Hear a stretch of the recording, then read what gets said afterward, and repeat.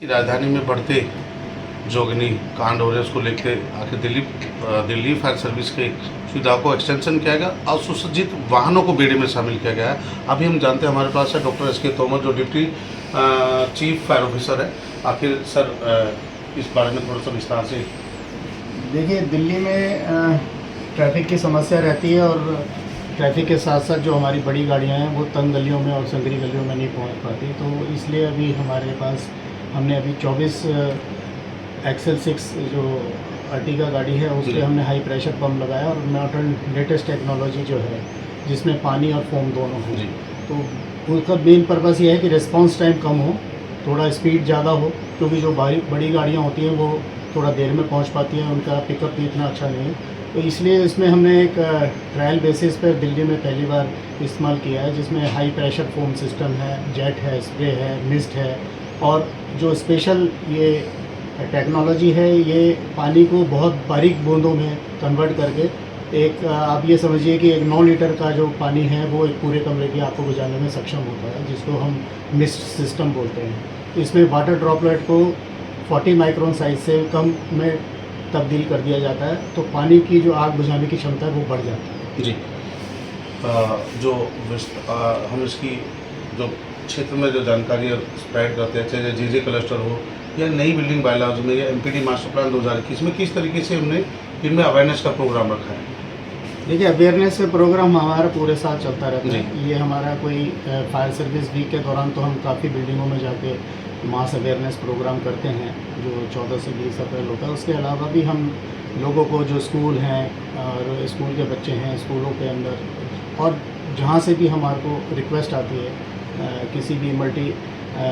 CGHS से हो या किसी ऑफिस से हो, मिलिट्री से हो, आर्मी, एयरफोर्स, नेवी से हो, हमारे को रिसेंटली मतलब रेगुलरली हमको मिलते रहते हैं, ये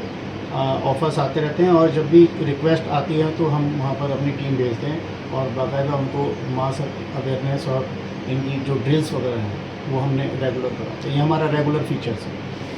लगातार ज़्यादा घटनाएं हम देखते हैं दिल्ली देहात के बाहर, चाहे अलीपुर हो, नरेला हो, NIA हो, बवाना हो, उधर कुछ मामला ज़्यादा लगता है और वहाँ कहीं ना कहीं बड़ी कैजुअलिटी और हमने जाबाजी से लड़ते हैं उन जवानों को देखा है जिन्होंने आम पब्लिक को बचाने के लिए अपनी जान जोखिम में और कई लोग शहीद हुए हैं। आखिर इतना बड़ा जोखिम और इतनी बहादुरता से काम को अधिकारी किस रूप में देखते हैं? देखिए,